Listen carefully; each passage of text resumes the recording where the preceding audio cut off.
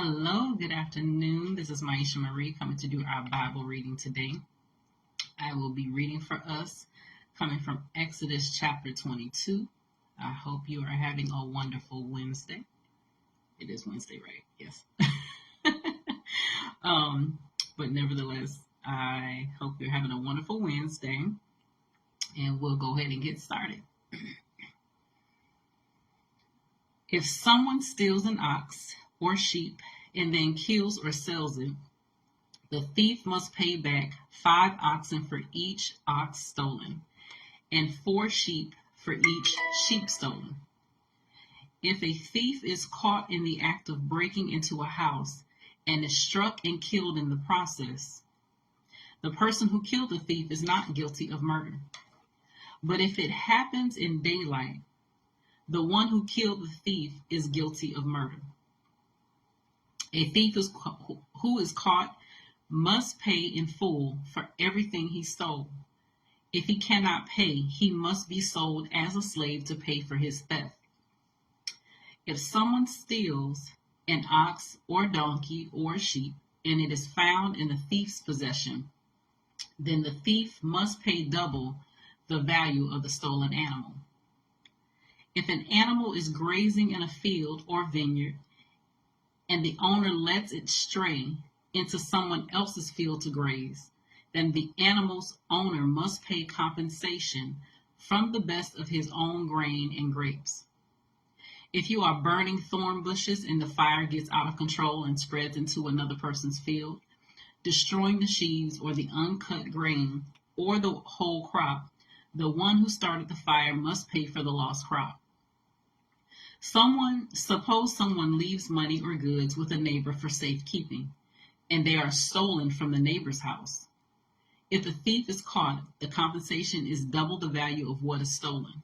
But if the thief is not caught, the neighbor must appear before God, who will determine if he stole the property.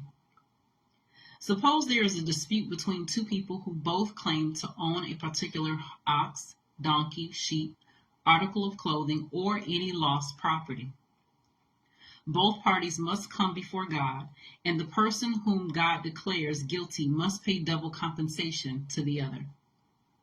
Now suppose someone leaves a donkey, ox, sheep, or any other animal with a neighbor for safekeeping, but it dies, or is injured, or is taken away, and no one sees what happened.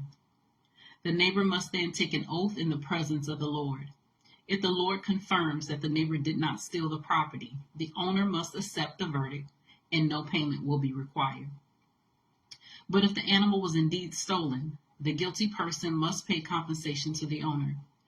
If it was torn to pieces by a wild animal, the remains of the carcass must be shown as evidence, and no compensation will be required.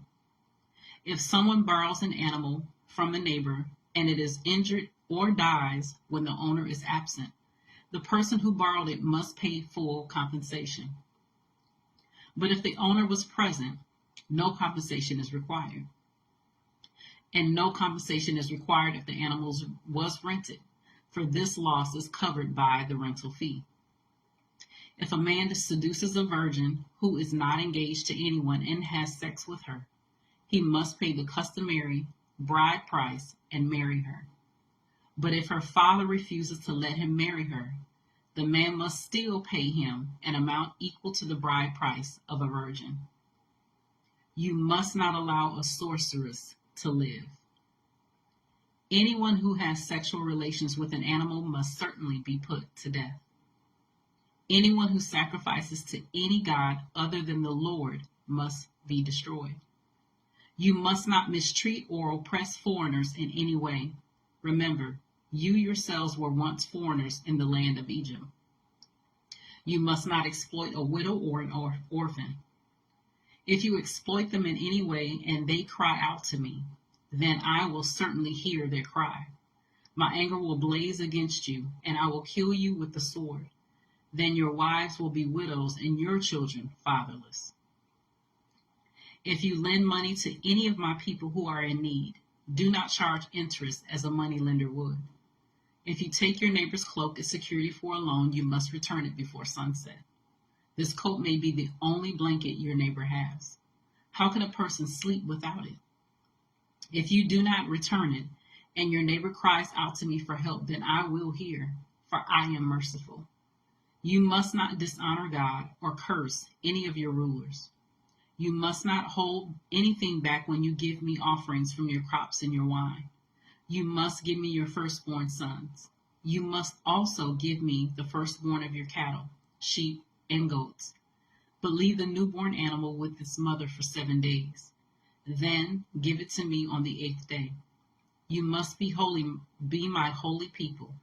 Therefore, do not eat any animal that has been torn up and killed by wild animals.